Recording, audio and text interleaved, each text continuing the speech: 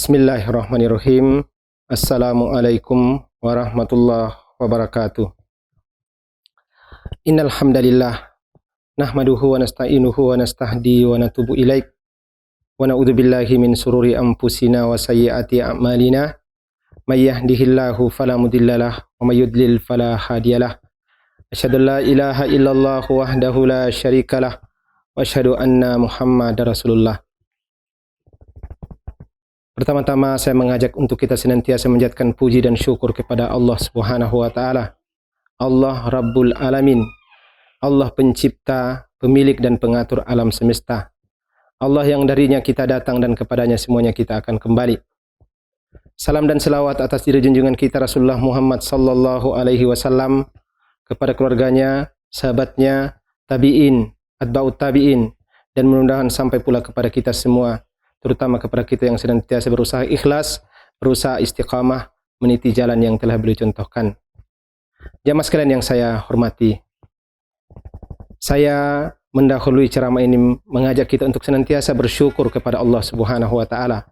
Rasa syukur yang sangat dalam, rasa syukur yang lahir dari perenungan kita akan nikmat Allah Subhanahu wa taala yang terus mengucur kepada kita. Perlu kita sadari bahwa Allah Subhanahu wa taala, pemilik alam semesta ini, terus memberikan nikmat kepada kita siang dan malam. Kita minta atau tidak minta, Allah berikan kepada kita. Dan yang unik jamaah sekalian, justru sesuatu yang menurut kita di luar perhitungan, Allah Subhanahu wa taala memberikan nikmat itu kepada semua hambanya. Apakah ia taat atau tidak taat? Apakah dia orang beriman atau tidak beriman? Apakah dia orang yang menjaga salatnya atau tidak salat? Apakah orang yang kemudian selalu membasuh anggota wudunya dengan air wudu atau tidak? Kita lihat kenyataan jamaah sekalian, Allah Subhanahu wa taala terus mengucurkan nikmat kepada mereka. Nikmat lahir dan batin. Nikmat itu diberikan kepada kita, baik kita minta atau tidak minta, Allah berikan. Malah secara kasat mata, jamaah sekalian, kadang kita salah sangka kepada Allah Subhanahu wa taala. Dengan pandangan kita yang sempit, kadang dengan banyaknya nikmat yang diberikan oleh Allah Subhanahu wa taala kepada hamba-hambanya, termasuk kepada orang kafir yang kelihatannya diberikan lebih banyak daripada kita. Kita kadang salah sangka kepada Allah Subhanahu wa taala. Akan tetapi dalam kacamata orang beriman, jamaah sekalian, persoalan nikmat itu tidak berhenti sampai di situ. Nikmat untuk nikmat materi, nikmat harta, nikmat pangkat, nikmat jabatan, popularitas, tubuh yang sehat, ketampanan, kecantikan dan sebagainya itu diberikan Allah Subhanahu wa taala kepada siapa saja di antara hambanya yang dia kehendaki. Akan tetapi ada sebuah nikmat yang Allah Subhanahu wa taala tidak berikan kepada sembarang hambanya, tidak berikan kepada siapa saja. Apa itu? Nikmat iman dan Islam.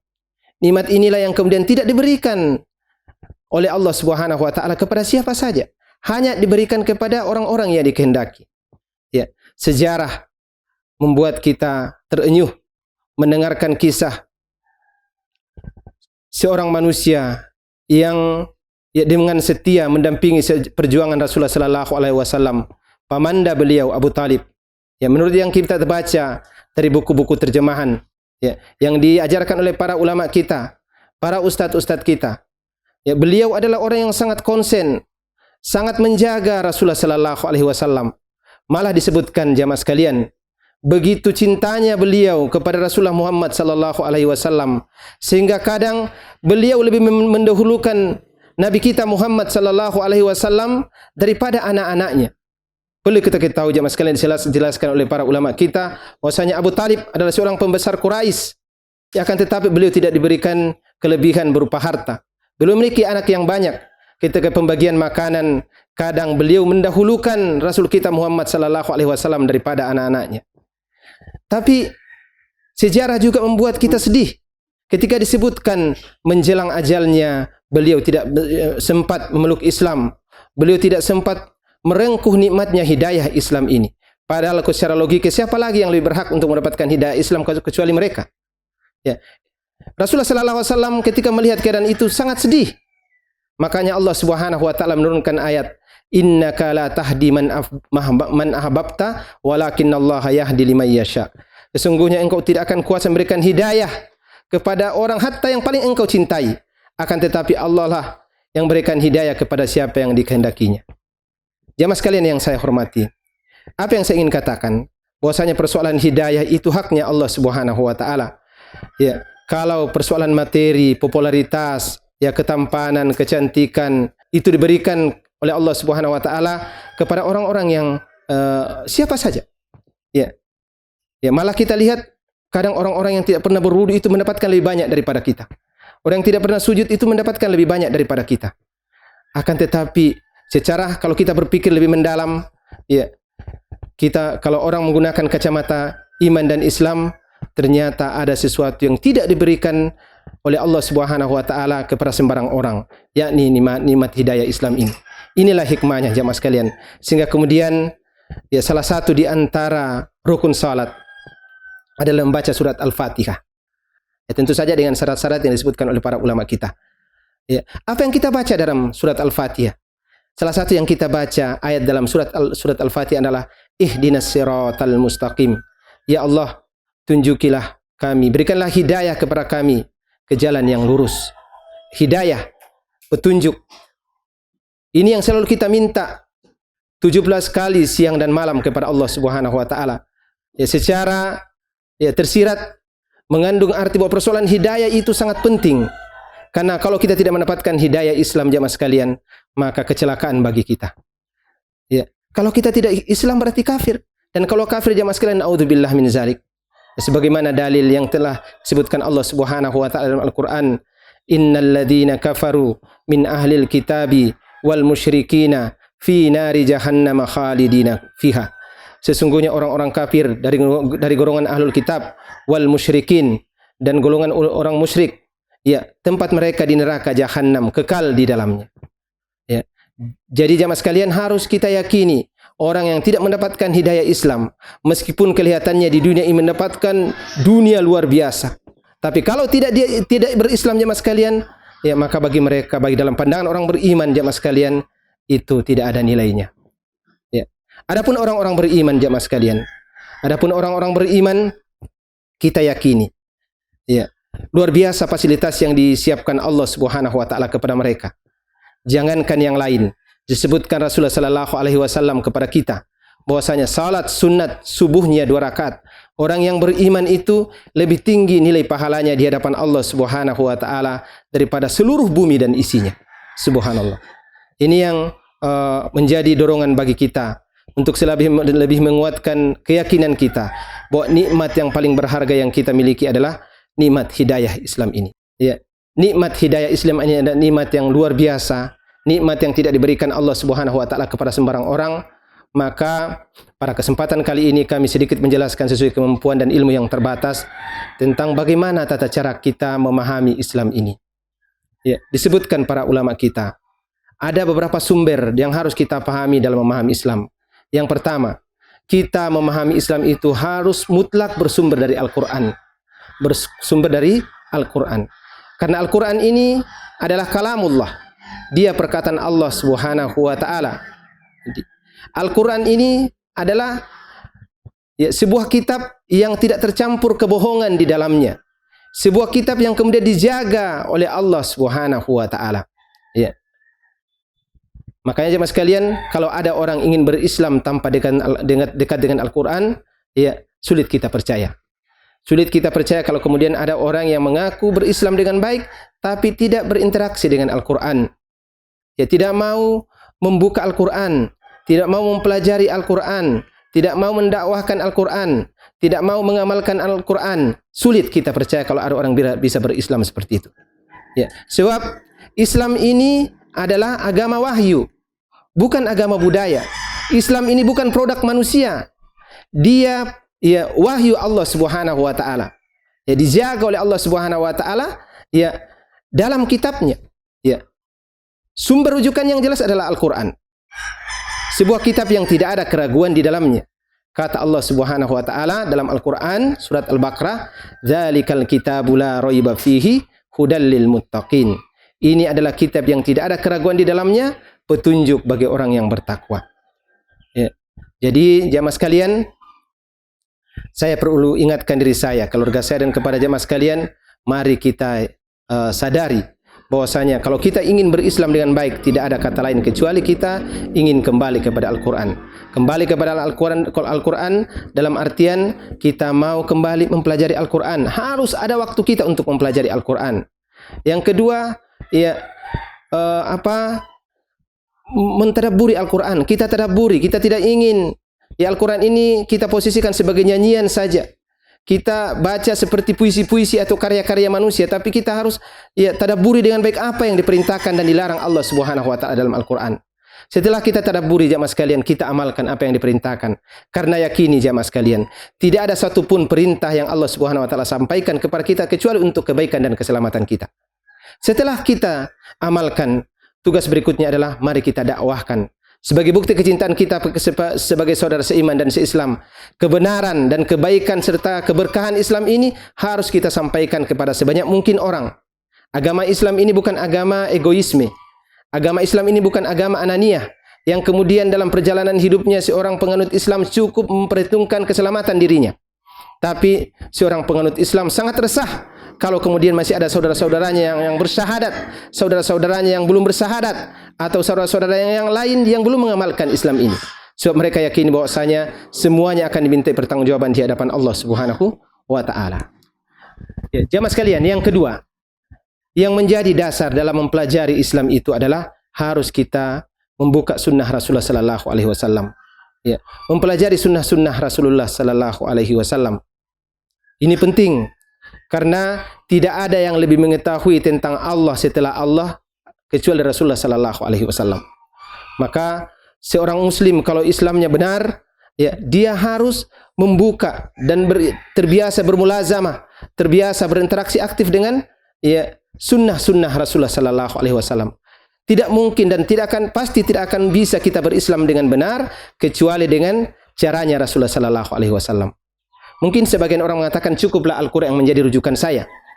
Tapi itu hanya perkataan yang kemudian tidak bisa kita pertanggungjawabkan. Anggaplah jamaah sekalian, ada orang mengatakan salat itu wajib. Memang dalam Al-Quran disebutkan perintahnya. Tapi bagaimana tata cara salat yang benar itu? Bagaimana tata cara salat mulai dari takbiratul ihram sampai salam? Apa yang dibaca ketika ruku dan sujud? Itu semuanya jamaah sekalian hanya kita dapatkan dalam sunnah Rasulullah sallallahu alaihi wasallam. Jadi makanya disebutkan dalam Al-Quran kalau tidak salah dalam Quran surat Al-Hasyr ayat 7, ya Allah Subhanahu wa taala menegaskan kepada kita, "Ma atakumur rasulu fakhudhuhu wa ma nahakum anhu fantahu." Apa saja yang diperintahkan Rasul kepadamu maka ikutilah, dan apa saja yang disuruh tinggalkan maka tinggalkanlah. Mari kita ya jamaah sekalian ya secara sukarela dan sungguh-sungguh dan ikhlas untuk kemudian selalu bermulasama dengan sunnah Rasulullah sallallahu alaihi wasallam. Mudah-mudahan kita termasuk di antara orang-orang yang kemudian dianugerahi kecintaan kepada beliau, dan di akhirat kita termasuk orang-orang yang mendapatkan syafaat dari beliau. Kemudian yang ketiga, di antara ya cara kita berislam dengan benar adalah ya berislam dengan tata cara yang dicontohkan para sahabat. Ya. Berislam dengan tata cara yang dicontohkan para sahabat. Jamaah sekalian, sahabat adalah manusia pilihan. Mereka adalah manusia yang tidak secara kebetulan berada di samping Rasulullah sallallahu alaihi wasallam. Mereka kalau bahasa kita, mereka adalah manusia-manusia luar biasa pada bidangnya masing-masing. Ada yang hebat di medan peperangan, ada yang hebat ya di bidang perdagangan, ada yang hebat di bidang keilmuan dan seterusnya. Ya, luar biasa mereka. Ya. Mungkin dalam paradigma kita, mindset yang terbentuk dalam pikiran kita masing-masing, kita seolah-olah menyangka mereka adalah ya manusia-manusia yang tidak ada apa-apanya. Mereka hidup di zaman onta, yang kemudian pada masa mereka tidak ada teknologi secanggih teknologi kita. Belum ada alat-alat ya teknologi yang kita lihat hari ini. Belum ada apa yang disebut dengan Facebook, belum ada Instagram, belum ada kamera. Tapi jamaah sekalian, ya ukuran kebaikan, kecemerlangan mereka itu kita sebutkan bukan karena sebutan manusia, tapi Allah Subhanahu wa taala sendiri yang kemudian telah menyebutkan dan mentazkiyah mereka. Allah Subhanahu wa taala telah mengakui kelebihan mereka. Ya Allah Subhanahu wa taala menyebutkan dalam Quran surat Ali Imran, kuntum khaira ummatan ukhrijat lin-nasi ta'muruna bil ma'rufi wa tanhauna 'anil munkar. Kata Allah Subhanahu wa taala, kalian adalah umat yang terbaik yang dikeluarkan kepada manusia. Ini perkataan Allah Subhanahu wa taala, pemilik alam semesta, bahwa umat yang terbaik adalah umat yang ada pada saat Al-Qur'an ini turun. Siapa mereka? Mereka adalah ya Rasulullah dan para sahabat. Karena mereka lah yang ada pada saat Al-Qur'an ini turun.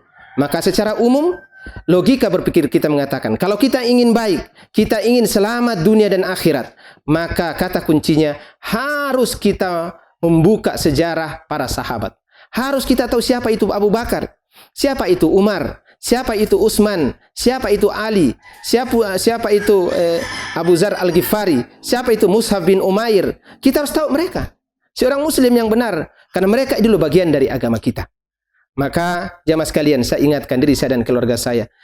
Tidak apa-apa kita mengenal tokoh-tokoh yang mungkin bisa menggemparkan dunia dari kalangan artis, para tokoh-tokoh politisi, ya dari tidak apa-apa kita kenal mereka untuk melejitkan etos-etos kerja kita supaya kita juga bisa menguasai dunia, tanda kutip. Akan tetapi yang paling pokok sama-sama sebagai generasi Islam, kita harus mengenal para sahabat. Mudah-mudahan dalam file pemikiran kita, dalam mindset kita, tidak ada yang kita bisa jadikan sebagai idola kecuali mereka ridwanullahu ajmain. Kita berharap jemaah sekalian, generasi muda hari ini adalah generasi-generasi yang kemudian apapun profesi mereka, apakah mereka sebagai artis, apakah mereka sebagai pedagang, apakah mereka sebagai pegawai negeri, apakah mereka sebagai pejabat, mereka ada pada posisinya, mereka tetap sebagai seorang muslim yang kokoh, ya istiqamah, dan menjadikan para sahabat sebagai model-model mereka. Ini yang kita sangat rindukan. Mudah-mudahan ke depan dengan izin Allah Subhanahu wa taala lahir generasi-generasi hebat yang menjadikan Rasulullah, para sahabat, dan itu sebagai rujukan dalam segala tindakan mereka. Ini yang ketiga. Jadi tidak boleh kita punya mindset bahwa karena kebetulan mereka hidup di mana teknologi belum ada, kita seolah-olah mengatakan mereka itu masyarakat primitif. Tidak. Memang mereka nomaden, tapi ukuran baik dan buruk dalam pandangan seorang muslim itu adalah ketika baik dalam pandangan Allah. Dan ini langsung Allah yang mentazkiyah mereka. Maka sebenarnya tanda kutip ketinggalan orang-orang yang kemudian salah menetapkan ukuran tentang kebaikan. Saya ingatkan kepada jamaah sekalian, mari kita sama-sama saling memotivasi. Silakan kita mencari dunia. Genggam dunia ini, karena memang dunia ini adalah milik kita kaum beriman, insya Allah. Mudah-mudahan kita termasuk orang yang beriman. Ya, tapi jangan melupakan ya kebaktian jangan lupakan ketaatan kita kepada Allah Subhanahu wa taala dan Rasulnya. Yang terakhir yang saya sampaikan pada kesempatan kali ini, bahwasanya ya, di antara hal yang harus kita ingat ketika kita mempelajari Islam adalah ya, kita harus tetap merujuk kepada para ulama. Kita dalam berislam harus bertanya kepada para ulama. Ulama itu adalah pewaris para nabi. Al ulama warasatul anbiya. Dan yang diwariskan para nabi. Apalagi Nabi kita Muhammad sallallahu alaihi wasallam, beliau tidak mewariskan dinar dan dirham, tapi beliau sallallahu alaihi wasallam mewariskan Al-Qur'an dan sunnah Rasulullah sallallahu alaihi wasallam. Ya, beliau tidak melahirkan tahta dunia mewariskan tahta dunia kepada umatnya, tapi beliau wariskan Al-Qur'an dan sunnah Rasulullah sallallahu alaihi wasallam. Siapa yang mengambil banyak dari Al-Qur'an dan sunnah, sungguh mereka telah mengambil bagian yang banyak dari urusan agama ini. Dan para ulama lah orang yang paling banyak mengambil itu. Makanya disebutkan al-ulama warasatul anbiya. Ulama itu adalah pewaris para nabi. Ya, tentang segala urusan kita harus kita berusaha merujuk kepada para ulama. Ya, harus merujuk kepada para ulama. Ya. Tidak ada yang kemudian lebih takut kepada Allah Subhanahu wa taala setelah Allah, Rasulnya, dan para sahabat kecuali para ulama. Innama yakhshallahu min ibadihil ulama. Sungguhnya orang yang paling takut di antara hamba-hambaku, kata Allah Subhanahu wa taala, adalah ulama. Ya. Terkait jemaah sekalian dengan keadaan kita kaum muslimin, kalau ada hal-hal yang tidak jelas yang kita alami dan kita rasakan, apalagi terkait dengan urusan agama kita, maka seyogianya harus bertanya kepada ulama. Ulama yang bersih, ulama yang tulus, ulama yang takut kepada Allah Subhanahu wa taala. Yakinilah insyaallah ulama yang ikhlas itu adalah orang yang takut kepada Allah Subhanahu wa taala. Orang-orang yang kemudian mata hatinya, pandangan hatinya itu menembus hijab. Ya. menembus hijab jemaah sekalian. Maka ya mari kita berusaha terus menjadikan ulama sebagai rujukan kita dalam seluruh urusan kita, apalagi dalam urusan agama kita. Termasuk dalam kasus ya pandemi corona ya COVID-19 ini. Ya bagaimana sikap kita? Ya sikap kita adalah harus merujuk kepada para ulama. Apa yang disampaikan kepada kita itu yang kita ikuti. Karena Allah sendiri sudah menyampaikan kepada kita, fas'alu ahlud dzikra in kuntum la ta'lamun. Tanyakan kepada ahlud dzikra. Yang dimaksud dengan ahlud dzikra ini adalah para ulama jika engkau tidak mengetahui. Ya, bagaimana kita ini? Bagaimanakah tuntunan para ulama dalam kondisi pandemi seperti ini? Apa kita terus bersalat berjamaah? Apa kita akan salat Jumat misalnya? Dan seterusnya dan seterusnya. Apakah kita akan buka puasa? Jadi kita tanya para ulama, apakah mereka, apa tuntunan mereka terkait dengan ini? Maka ketika kita sudah tahu dan mereka telah mengeluarkan fatwa dengan berbagai macam pertimbangan, menyebutkan dalil Al-Quran, menyebutkan dalil Sunnah Rasulullah Sallallahu Alaihi Wasallam, dengan pertimbangan dengan kesepakatan para ulama seluruh dunia, Majelis Ulama Indonesia juga telah menyepakati bahwa kita seperti ini dan seperti itu, maka itulah yang kita ikuti. Ikuti para ulama kita, karena mereka lah. Yakinilah jamaah sekalian, kalau kita takut kepada Allah Subhanahu Wa Taala, yakini mereka lebih takut daripada kita. Kalau kita cinta kepada Allah Subhanahu Wa Taala dan Rasulnya, yakini insya Allah para ulama kita adalah orang-orang yang cinta kepada Allah dan Rasulnya. Kalau kita ya rindu kepada Allah dan Rasulnya, yakini mereka jauh lebih rindu kepada Allah dan Rasul. Mereka lebih takut dan menjaga Islam ini. Akan tetap jamaah sekalian, kadang dalam persoalan syariat Islam ini kita tidak bisa mendahulukan perasaan. Mungkin kita mengatakan ada apa sehingga tidak boleh kita sholat berjamaah di masjid. Sementara daerah Barakah dan Enrekang itu tidak ada masalahnya. Tapi ini sudah ditinjau, sudah dipertimbangkan dengan matang oleh para ulama kita. Dengan berbagai macam diskusi. Ya, maka kita ikuti. Kita ikuti mereka jamaah sekalian. Seandainya agama ini dengan perasaan, maka ya akan banyak kerusakan yang terjadi. Taruhlah misalnya, syariat mengatakan, kalau kemudian kita sholat harus berwudu. Tapi ada hal-hal yang membatalkan sholat kita. Di antaranya ketika kita buang air besar atau kentut, mohon maaf. Seharusnya secara logika, kalau kemudian perasaan yang dipakai, ketika batal wudu kita, dalam artian keluar kotoran dari kubul maupun dubur, keluar kotoran berupa air besar, ya mohon maaf, dan buang angin seperti itu, ya seharusnya yang kita cuci adalah tempat keluarnya. Tapi ternyata syariat kita mengatakan, kalau kita seperti itu maka tentu dicuci dulu sebelumnya. Tapi kita kemudian, kalau kentut misalnya, maka itu dengan cara berwudu kembali. Dengan cara berwudu kembali. Kalau perasaan, kenapa tidak dicuci tempat keluarnya?